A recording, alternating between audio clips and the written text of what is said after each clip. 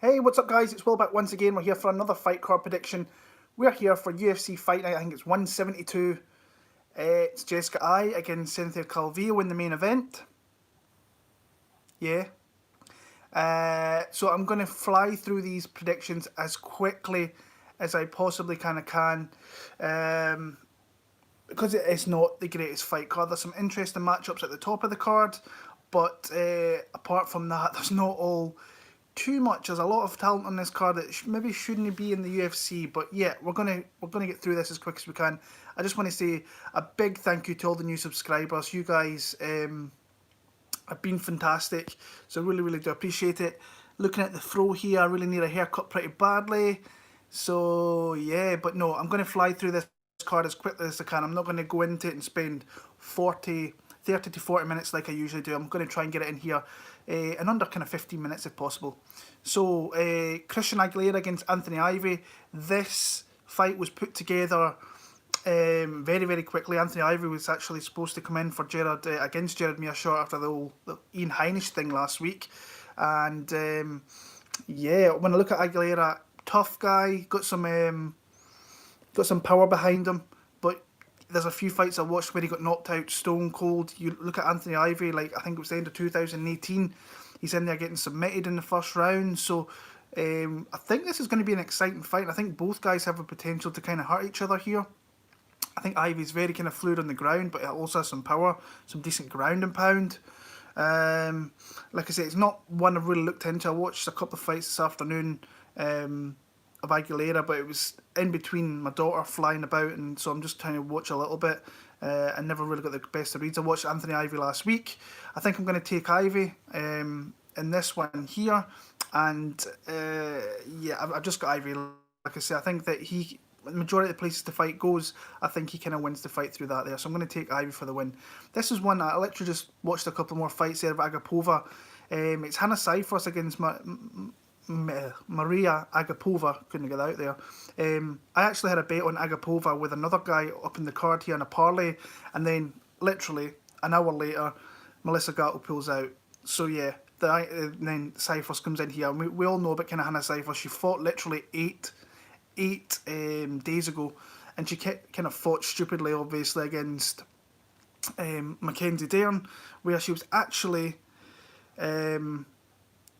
she was doing all right in the first minute of the fight was there. She was landing some good strikes against Mackenzie Dern, but then the fight hit the ground. Hannah Cifers, with some terrible fight IQ, decided to stay there and got her just desserts. So yeah, when I watched Agipova, I think she was gonna absolutely blast through Melissa Gatto. I can see you guys in the chat there. I hope everybody's good. But Agipova's really awkward. Like, she's really long and very awkward. You watch her fight with Alexa Connors there, and once she starts to kind of hurt you, you're in deep shit, and she can go after you, and she'll throw big body kicks, she'll throw weird funky strikes. And I liked on that Gatto fight. This fight has the potential, I think, to be a lot more closer. I think she can use her range a lot better, but Cifers is tough, especially if this is going to be a stand-up fight. Agipova, majority of the time she's a striker, but she can grapple as well. So I think this fight, majority of the time, is going to take place in the feet, and I think the funkiness of Agipova is probably going to win the fight. And plus, I think she's got an 8-inch reach advantage. She's super small in there, so she's going to have to get in the inside and get in close to really fly into Agipova. I think this is a more winnable fight for Cifers than she's had kind of recently. I think Agipova's still very young, 23 years old. She fights out of American Top Team, and she hasn't fought since October last year, but you've got to expect being in a gym like she has been, especially in American Top Team for 9 months. She's going to be doing a lot of improvement, and she's going to be doing it with really top, high quality fighters. I remember watching one of the fights where she was saying, or the commentator was saying, like, she kind of reminds of the kind of striking of Jędrzejczyk, which was a little bit, I was like, but you can kind of see tendencies in there, which she can kind of use to her advantage with that. I'm going to pick Agipova. Like I said, I was far more confident against Gatto. I think her length will kind of come to the fore here. And like I say, if you watch them, I think it's Melissa Santos, I think it was, like, she got Santos fell to her back, and then she started wailing her with ground and pound, massive elbows, and stopped that in the first round. So I'll go Agipova to win a competitive decision. I think Cifers will make it close. Jordan Griffin against Darrick Minor. These guys literally fought before, and if you watch that fight, you'll see that on the record, Jordan Griffin won the fight. So that's the main thing, what happened there. But if you watch the whole entirety of the fight, Darrick Minor was actually winning the entire fight. So I don't know. I don't really believe in Jordan Griffin all that much. I thought TJ Brown was on him before he kind of gassed a little bit and got caught there. That's the thing here. If Darrick Minor can get it done early, which he comes out quick every single fight and can put you in bad positions, but then he fades out. So he's literally got a round in him where he's going to come in here and look dangerous. But outside of that, who knows what's going to happen. If this goes into 2 and 3, I think I'll favour Jordan Griffin. But I think I'm going to take a flyer on Darrick Minor here. I think I'm going to take him via first round sub. I think he might catch him with that. And I think, not confident at all, but when you watch the fight there, he had him in some bad positions. And then ultimately his ass just gassed out. Who said Hooper was a lock? That guy should never come back in this chat again, because I was big on Alex Caceres and he absolutely flew through that guy just when I seen that in the chat there. I'm going to take Minor. I am literally just going to take Minor because I think that he can catch him. But honestly, if this hits the second round, I think Jordan Griffin, I think will win the fight. But the betting lines came out, I think Minor was like plus 300 and that's got bet down. I don't know what the odds are now, but I could never bet a fight like this up at all. But I'm going to take Minor via first round stoppage. But like I say, this is the least confident pick I probably had all year. I'm just taking a flyer on Minor there. Ryan Benoit against Tyson Nam. I'm going to take Tyson Nam. Again, not confident because the guy literally just stands there and cocks his left hand, I think it is, and just doesn't throw it. If he threw it with more purpose, I think he could hurt guys. I've seen some people saying that he was hurting Kai Kara France, yet Kara France won a 30-27 pretty convincingly there. And Ryan Benoit's really, he's cost me money in the past. Literally last time out against Alateng, I thought he was in a good spot there, and ultimately I think he got stopped in the third round as well.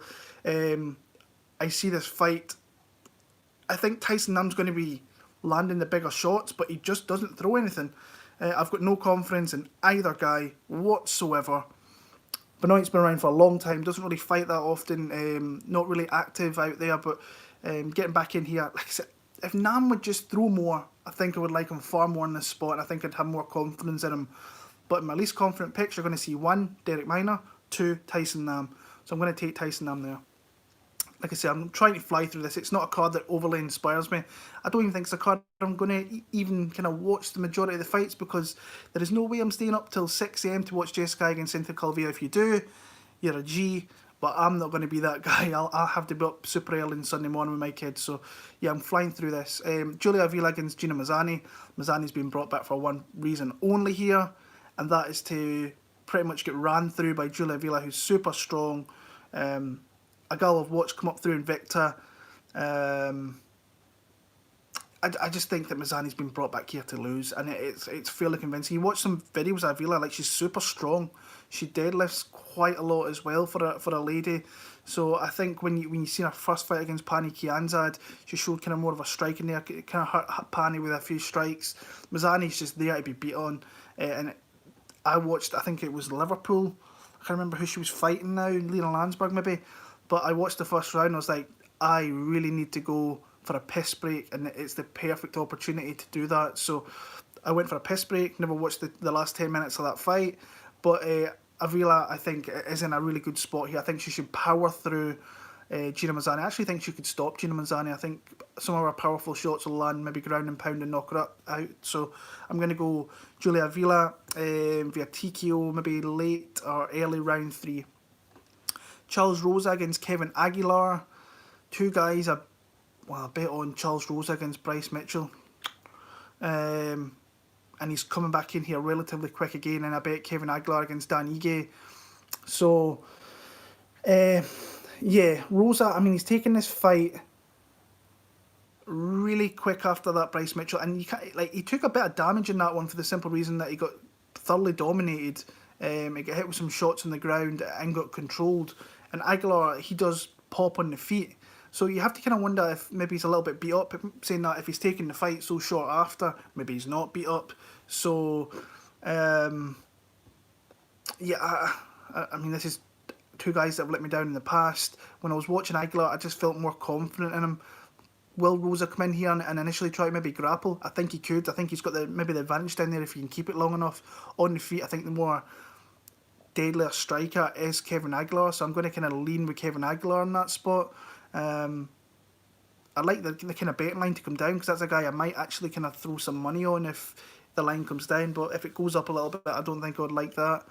Like I said, I thought Rosa was definitely going to have some spots in that Mitchell fight and obviously got absolutely pummeled into oblivion. I was not like 30-24 as well, so yeah, I've got Aguilar pretty handily in that fight there. Jourdain Espinosa against Mark De La Rosa. I've got Jourdain Espinosa in this one here. I think he's far too athletic. I think he's too quick. I don't even think Mark De La Rosa is the best fighter in his own house. I think his wife's actually a better fighter than him. But Jourdain Espinosa, to his, like, he's been subbed, and that is the main spot where Mark De La Rosa is deadly in this fight. If he can get the fight to the ground and establish position and get the back, maybe he can stop the fight there. But I don't see it. I think Espinosa's going to be too quick. He could land some powerful strikes in this fight. I'm surprised they're keeping De La Rosa around because he's coming off 3 losses and pretty convincing losses as well. So to Alex Perez, Kai Kara-France, and he got spot dead by Paiva, I think it was last time out back in February. So yeah, surprised that they're kind of keeping him around. He needs to win this one. He's obviously, I think he's going to grapple.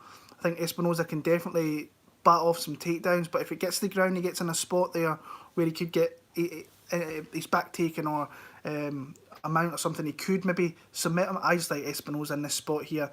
I always kind of thought kind of highly of Jourdain Espinosa. I don't know why. I think he'll flake in and out. I think he'll win some fights, but he'll lose some fights in some bad ways. So, but I've got Espinosa in there. I think he could stop Mark De La Rosa. So I'll take Espinosa. I'm a little bit kind of concerned about him gassing his wealth though. So yeah, we'll see. I'll take Espinosa via TKO in the second round there. This is a good fight. The next 3 fights are probably the best fights in the card here. You've got Andre Fili against Charles Jourdain. I'm seeing a lot of people on Charles Jourdain initially. I've only managed to see a couple of other predictors that have got some bits and pieces out, and they're on Charles Jourdain. I can see why. The recency bias coming off the Korean Superboy knockout. The guy has got serious, I think he's got really good technical striking and he's got some power. He puts it together very well. But for me, I had the Agipova parlay earlier on, and that was with Andre Fili. I bet Andre Fili at -200 now. It's just a straight bet. I think Andre Fili can power into takedowns in this fight here. I think striking wise, he can absolutely keep up with someone like Charles Jourdain. I actually think Fili's better in probably every aspect of the game here, in my opinion. I think he's a really good technical striker. The only thing I'm worried about is whether he's what the confidence is like, because obviously he's coming off that Sadiq Youssef fight where he did get beat, but he was given as good as he got in that Youssef fight. Just Youssef's a really good fighter, coming off wins over Mariya and Miles Jury before that. I just think he's a little bit better everywhere. I do. I think that Jourdain's just got a lot of recency bias behind him. And I think that Fili can grapple here. I also, like I said, I think he can strike. He's fought the far better calibre of opposition, from your Bermudez back in the day to Michael Johnson, who you can say what you want. He's beat some of the better guys in the sport. Shimon Mariya's a dangerous guy. He took him out, and Sadiq Youssef is, I think by the end of this year, going to be a top 5 guy in that featherweight division. So I think he can power through with takedowns. I think he can mix up in the feet, and I think on the mat, I think he can be very successful down there. And when he gets back to the feet, he just has to be careful. So I've got Andre Fili via. I'm going to pick him via stoppage. I'm going to pick Andre Fili via stoppage. Merab Dvalishvili against Ray Borg. I'm picking Merab. I'm not picking against a guy who averages 8 takedowns per fight over his first 5 fights in the UFC, which is absolutely crazy. Um, yeah, there's always a little bit. There is always a little bit of risk, I think, with Merab, because I think that he can maybe. We seen in the Ricky Simone fight that if you can catch him in like a submission, a hard submission, then you can get him. But Ray Borg could absolutely do that. But I just think that Merab's such a workhorse in the cage. Like, he does not stop, and it's crazy to watch him. I mean, I can't remember. Was it? Let me just bring that up. Did Ricky Simone not like get like a load of takedowns, 7 takedowns? I can honestly see Merab here, especially that fight was only what, a month ago. So Ray Borg's not going to be improving anything. What I will say about Ray Borg in that fight with Ricky Simone is that his hands looked exceptional, like really, really fast. He was hitting Simone with some good shots, definitely popping him back, and his hands looked as good and his striking looked as good as it ever has. Just couldn't stop a takedown, and Ricky Simone was advancing position as well. So I was a little bit surprised there. To be fair, Ray Borg in his previous fights, he's been the guy to take down guys loads of time. Bontorin he took down what 8, 9, 10 times. Casey Kenny took down 7 times. Merab Dvalishvili is just an absolute fucking savage. He honestly is. He's a savage, is that guy. And I think that he's just going to rinse, repeat takedowns. He's not good at holding position, but what he can do is he can just take you down, and he's so herky-jerky on feet, a little bit awkward, that he can land a load of strikes as well. Scottie Pippen. Yeah, I just think he's going to get takedowns here. I really do. I think that he's going to accumulate so much points. DraftKings was mentioned there. Merab, even though he's going to be 9,400, he's the guy you go after on this spot, because he's going to absolutely fly through takedowns here. But like I say, would it surprise me if Ray Borg maybe caught him with a submission or something? I don't know. But I am going to pick Merab for the win there.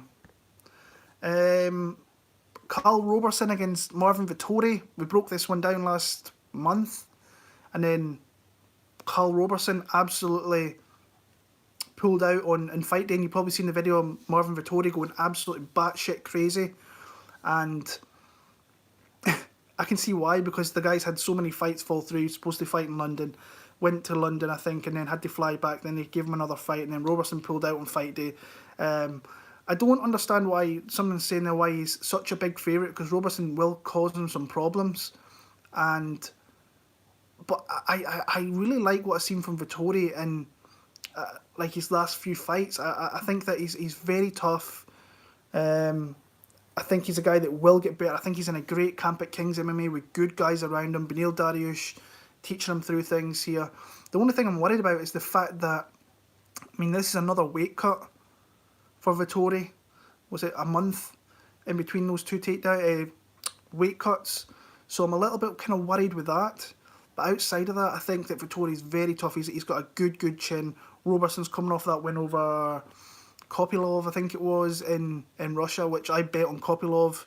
That was just a bad bet on my part. It happens sometimes. So,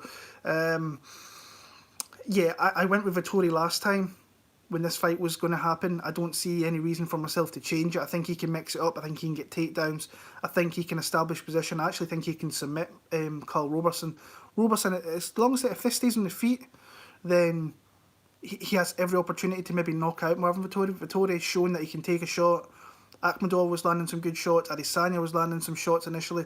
But the more he stays in the fight, the kind of harder he seems to become. So, it's a hard fight card for underdogs in this card. It really is. I'm not a fan of this card, really betting wise, if I'm being honest with you. So I'm going to take Marvin Vettori. I'm actually going to pick him via stoppage. I think he's going to submit him in the third round. So I'm going to pick Vettori in that one there. In the main event, you've got Jessica against Cynthia Calvillo. I'm going to pick Jessica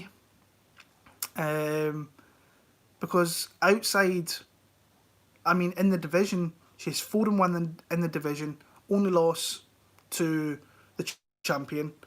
You cannot really take...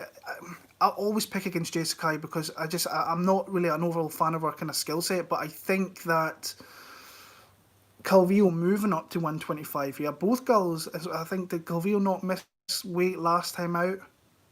But Jessica I did as well. So, yeah, like, in my opinion, I think she'll have the striking advantage. I think she's going to be the harder girl to get down.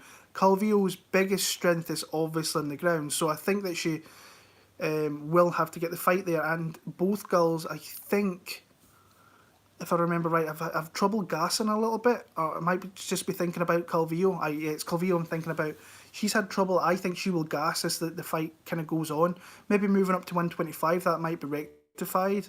Like the fact she's at AKA. I think it was definitely better than being around Team Alpha Male and whatever else it may be. But Jessica I mean, she's coming off that loss to Valentina where she got... she's not coming off that loss, that was a couple of fights ago, but she's coming off that loss where she got absolutely sparked out. Thought she looked very good against Viviane Araujo. Obviously she got taken down a couple of times there, that's a little bit of a worry. So if this fight hits the ground, then Calvillo's definitely going to have spots there, but her striking looked as good as I think it has done in the UFC. Even the Chukagian fight there, she landed a high output. I think it was like 7-8 strikes in that one there. So she can absolutely win this fight as long as this stays on the feet. I'm a little bit worried if it goes to ground because Calvillo's shown that she can get takedowns from the kind of trip positions. And she can take the fight there. She did that with Marina Rodriguez, took the fight down there. Botelho took the fight down there, got the submission.